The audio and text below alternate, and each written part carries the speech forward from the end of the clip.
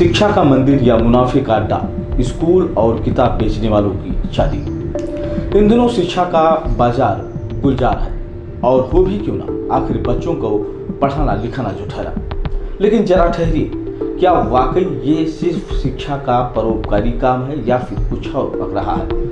सूत्रों की माने तो स्कूल और किताब बेचने वालों की इन दिनों चांदी कट रही है। खबरें आ रही हैं कि कुछ नामी गिरामी स्कूल मोटी फीस वसूल रहे हैं, मानो शिक्षा नहीं कोई हीरा जवाहरात बेच रहे हैं। ऊपर से किताबों और यूनिफॉर्म का ऐसा गोरख धंधा कि पूछे मत। हर साल सिलेबस बदल जाता है और किताबें मिलती हैं तो बस कुछ चुनिंदा दुकानों पर, वो भी आसमान छूती कीमतों पर। लगता है जैसे स्कूल और प्रकाशकों के बीच कोई समझौता हो गया हो, जिसमें बच्चों की जेबें खाली हों और इनके गले भरते रहें। और अभिभावकों को खुद देखना चाहिए। अभिभावक जहाँ भी अपने बच्चे का एडमिशन कराने जाए, कम से कम ये पता करें कि उस विद्यालय की मान्यता कितनी है और विद्यालय चल कहाँ तक रहा है। क्योंकि बहुत सारे हमारे आसपास ऐसे विद्यालय हैं रामपुर अन्ना बाज़ार में या हसौपुर बाज़ार में कि उनके पास मान्यता कक्षा 5 की है, वो 8 तक चला रहे हैं। जिनके पास मान्यता कक्षा 8 की है, वो लोग इंटर और हाई स्कूल चला रहे हैं। जो भी प्रशासन है, वास्तव में पूरी जिम्मेदारी तो उसी की बनती है। अधिकतर शिक्षण संस्थाएं जो हैं एक बिजनेस तौर पर कार्य करती हैं। वो अधिकतम आय के स्रोत के बल पर अपना बिल्डिंग जो भवन निर्माण करते हैं, वो पूरा लागत पूंजी उसी के बल पर लेना चाहते हैं। लेकिन ये जो है दोषारोपण जो है ये प्रबंधक समिति के ऊपर जाना चाहिए। ऐसा लगता है जैसे शिक्षा अब अधिकार नहीं बल्कि एक विलासिता बन गई है, जिसे सिर्फ अमीर ही अफोर्ड कर सकते हैं। सवाल ये उठता है कि क्या शिक्षा के मंदिर वाकई बिजनेस के अड्डे बन चुके हैं? क्या बच्चों के भविष्य के नाम पर सिर्फ मुनाफाखोरी हो रही है? और कब तक अभिभावक इस लूट को सहते रहेंगे? कुछ जागरूक अभिभावक अब आवाज उठाने लगे हैं। सोशल मीडिया पर मुहिम चल रही है और शिक्षा विभाग को भी घेरा जा रहा है। देखना यह है कि क्या इस चांदी के खेल में कोई बदलाव आता है या फिर शिक्षा का ये बिजनेस ऐसे ही फलता फूलता रहेगा। यूपी के बलरामपुर जिले की अगर हम बात करें तो बलरामपुर जिले में कई ऐसे बुक सेलर यानी किताब बेचने वाले हैं जिन्होंने स्कूलों में 90 और 95% पर अपना किताब लगा रखा है। इन्होंने स्कूल संचालकों को एडवांस मोटी रकम दे रखी है, जिसमें कई लोगों के नाम सामने आए हैं। कल हमने कई स्कूलों का भ्रमण किया, जिनमें वहाँ के बच्चों और टीचरों से भी बात की और इन मुद्दों पर भी बात की। अब आइए आपको हम दिखाते हैं ये रिपोर्ट कि आखिर स्कूल के लोगों ने क्या कहा। हम लोग देख रहे हैं कि प्रेजेंट टेंस जो चल रहा है समय जिसमें हम लोग अभी पढ़ रहे हैं, ठीक है। और उसके बाद से प्रेजेंट सिंपल है।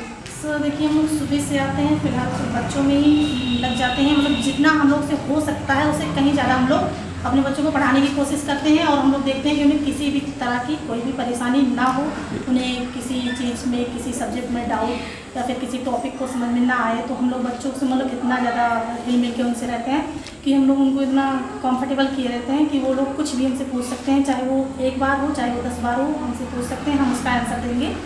हर चीज़ में अपने बच्चों को सपोर्ट करते हैं।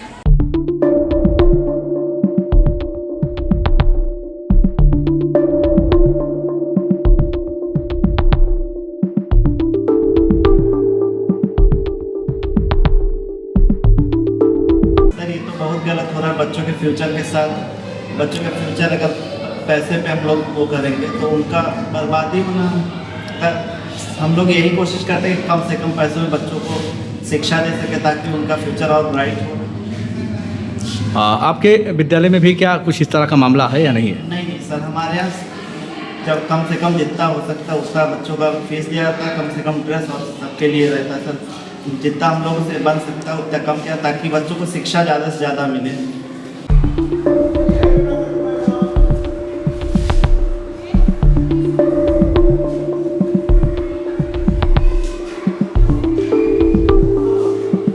कि मेरी नज़र में तो सबसे बड़ी बात यह है कि जो विद्यालय ऐसे चल रहे हैं वो अभिभावकों को खुद देखना चाहिए। अभिभावक जहाँ भी अपने बच्चे का एडमिशन कराने जाए, कम से कम ये पता करें कि उस विद्यालय की मान्यता कितनी है और विद्यालय चल कहाँ तक रहा है। क्योंकि बहुत सारे हमारे आसपास ऐसे विद्यालय हैं रामपुर अन्ना बाज़ार में या हसौपुर बाज़ार में कि उनके पास मान्यता कक्षा 5 की है, वो 8 तक चला रहे हैं। जिनके पास मान्यता कक्षा 8 की है, वो लोग इंटर और हाई स्कूल चला रहे हैं। तो ऐसे विद्यालयों से मैं कहना चाहूँगा, अभिभावकों से कहना चाहूँगा कि आप लोग ऐसे विद्यालयों में जाएं तो पूरी तरीके से जांच परख करके फिर अपने बच्चों का वहाँ दाखिला कराएं। क्योंकि आप अपने बच्चों का भविष्य संवारने जा रहे हैं, ना कि वहाँ पैसा लुटाने जा रहे हैं। ये मेरी नज़र में तो ये बिल्कुल गलत है, क्योंकि उससे अभिभावकों को दुगनी चीज़ दुगना पेमेंट देना पड़ता है। दूसरी चीज़, जब एग्ज़ाम पड़ता है हाई स्कूल का या इंटर का बोर्ड परीक्षाएं होती हैं, तो जहाँ सेंटर जाता है वहाँ पे सेंटर अभिभावक को खुद बच्चों को लेके जाना पड़ता है, तो उससे अभिभावक परेशान हो जाता है बुरी तरीके से। हम आप फीस की बात जहाँ तक कर रहे हैं, कम से कम फीस में हम अपने यहाँ बच्चों को शिक्षा दे रहे हैं, और जो बच्चे मतलब गरीब हैं, पढ़ना चाहते हैं या उनके गार्जियन नहीं पढ़ा पा रहे हैं, माँ बाप किसी तरीके से कुछ आर्थिक परेशानी है, कुछ भी समस्या है, वो आके यहाँ बताते हैं। हम कई बच्चों को पिछले साल हमने करीब 20 बच्चों को हम फ्री शिक्षा दिए हैं, एकदम निःशुल्क, उनसे कोई पैसा नहीं लिया गया है। और मैं अभी भी आपके चैनल के माध्यम से कहना चाहता हूँ कि अगर ऐसे अभिभावक कोई भी हैं जो अपने बच्चों को पढ़ाना चाहते हैं, उनके पास पैसा नहीं है या कुछ भी दिक्कत है, वो आके अपनी समस्याएं यहाँ बताएं, हम उनकी पूरी मदद करेंगे। यहाँ तक कि हम फीस छोड़ देंगे, उनको किताब कापी भी फ्री अपनी तरफ से दे देंगे। बिल्कुल सुधार करने की जरूरत है, क्योंकि ऐसे ये एक तरीके से किताब माफिया लोग ये सब काम कर रहे हैं। वो किताब उस पर प्रिंट दाम बढ़ा के उसके बाद 90% 80% लगा के स्कूलों में भिजवाया जा रहा है, जिससे गार्जियन पे ही सारा बोझ आ रहा है। उसमें गार्जियन ही परेशान हो रहा है, अभिभावक ही परेशान होता है। तो और आप किताब के बारे में जहाँ तक हम कर रहे हैं, आप पूरे स्कूल जितने भी स्कूल हैं इधर आसपास के, आप सबसे कंपेयर कर लें, सबसे सस्ती किताब हमारे विद्यालय की है। हम अपने विद्यालय के माध्यम से ही मैसेज देना चाहते हैं कि जो भी अभिभावक जहाँ भी एडमिशन करा रहे हैं, अपने बच्चों को दाखिला करा रहे हैं, वो सबसे पहले उस स्कूल की मान्यता के बारे में बढ़िया से अच्छी तरीके से जानकारी कर लें, और किताब कापी का भी दाम चेक कर लें एक बार, क्योंकि किताब के नाम पे उनसे अंधाधुंध पैसा वसूला जा रहा है। जहाँ सस्ती किताबें मिले वहाँ आप अपने बच्चों का नाम लिखें, आप जहाँ अफोर्ड करने लायक हो। ऐसा नहीं कि किताबें बहुत महंगी बन रही तो आप वहीं ना रखो, महंगी किताबों से कुछ शिक्षा अच्छी नहीं मिलने वाली है। अब हम पैसा कमाने के चक्कर में जेट की रफ्तार से आगे बढ़ रहे हैं और मानवीय संवेदनाएं शून्य होती जा रही हैं। विशेष रूप से हमारा उद्देश्य शैक्षिक न होके धन अर्जन करना ही हो रहा है। वो चाहे प्रबंधक हों, चाहे जिले के शिक्षा के अधिकारी हों या शिक्षा मंत्री हों, कुछ भी हों, उनका उद्देश्य ये नहीं है कि बच्चा पढ़ ले। समाधान की तरफ कोई जाता ही नहीं है, केवल समस्याओं की चर्चा होगी और इस तरफ उस तरफ थोड़ा सा रिश्वत लेके कार्य फिर उसी पैराए पर चलता चला जाएगा, उसमें कोई भी सुधार नहीं होगा। जैसे आप ये देखिए, जब चालान काटा जाता है, जैसे मोटरसाइकिल लेके कोई जा रहा है, हेलमेट का चालान काटेंगे, उसी समय 2000 का चालान काटो, आप एक हेलमेट दे दो परमानेंट उसको, ये होता है समस्या का समाधान। आज कोई बच्चा हमारा कंपटीशन की तैयारी करता है, पेपर देने लखनऊ जाना पड़ता है, जबकि सीसीटीवी के अंदर ये परीक्षाएं होती हैं यूपी बोर्ड की, हैं? लेकिन यह है कि सरकार अपने अधिकारियों से डर रही है कि वो पेपर बेच लेंगे। इसी प्रकार हर तरीके से भ्रष्टता फैली हुई है।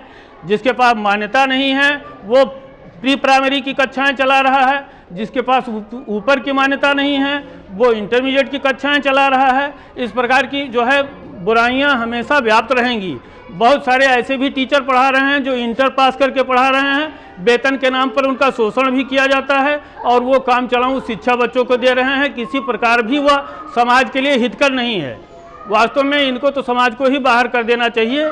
और सबसे बड़ा मुद्दा जो बेरोजगारी का है वह भी आपको उठाना चाहिए। सारी चीज़ों में अधिकारी नीति बनाते हैं और वही मलाई काटते हैं। जो विद्यालय संचालित होते हैं या प्राइवेट संस्थाएं, ये उच्च दर पर एक तो शिक्षण शुल्क लेते हैं, दूसरी बात उच्च दर की पुस्तकों का लेन देन विक्रय होता है। तो इस प्रकार से इसका सारा बोझ जो होता है वो एक अभिभावक के ऊपर पड़ता है। क्षेत्रीय अभिभावक जो अनभिज्ञ हैं, अशिक्षित हैं, वे नहीं जानते हैं कि हमारा बच्चा पढ़ने जाता है या विद्यालय का नियम रूल्स क्या है, वह प्रवेश करा देते हैं, लेकिन उन्हें उचित ज्ञान न होने के कारण अंधाधुंध ठगा जाता है। तो पुरानी शिक्षा पद्धति जो थी उसमें शिक्षा संबंधी विचारधाराएं जो थी वो बहुत पावन कर्तव्य था और उच्च स्तर की शिक्षा दी जाती थी। लेकिन वर्तमान समय में जो शिक्षण कार्य चल रहा है, अधिकतर शिक्षण संस्थाएं जो हैं एक बिजनेस तौर पर कार्य करती हैं। वो अधिकतम आय के स्रोत के बल पर अपना बिल्डिंग जो भवन निर्माण करते हैं वो पूरा लागत पूंजी उसी के बल पर लेना चाहते हैं। लेकिन ये जो है दोषारोपण जो है ये प्रबंधक समिति के ऊपर जाना चाहिए, क्योंकि ये कार्य उनका जो है ये जो चल रहा है ये संवैधानिक नहीं है। सरकार के द्वारा जो नियमावली दी गई है, जो पारित किया गया है, या जो प्रशासनिक अधिकारी उसमें नियुक्त किए गए हैं, वह लोग भी इसमें मिलीभगत काम करते हैं, लेकिन इस पर कोई ध्यान नहीं देते। अभिभावकों से ये अनुरोध करेंगे कि वह कम से कम उस विद्यालय में जाएं, अध्यापकों से बातचीत करें, पहले स्वतः संतुष्ट हों कि ये अध्यापक हमारे बच्चों को पढ़ाने के काबिल हैं कि नहीं हैं, तभी उनका प्रवेश कराएं। हम इतनी जिम्मेदारी लेकर पढ़ा रहे हैं कि ये लोग आगे चलकर कुछ हासिल करें, ये क्लास को पार करें और आने वाले और भी जो कॉम्पिटिटिव एग्जाम है उनका तैयारी करें और अपने भविष्य को लेकर और आगे वो बढ़ें। मेरे बच्चे बातों को बहुत अच्छी तरह से समझ लेते हैं, इसमें कोई दिक्कत नहीं। होमवर्क दिया जाता पर डे जी, पढ़ने देते हैं बच्चों। हाँ, पर डे दिया जाता, उसके बाद दूसरे दिन पर चेक किया जाता होमवर्क कि बच्चे करके लाए हैं या नहीं करके लाए हैं, उसके बाद में तब रीडिंग का काम होता है।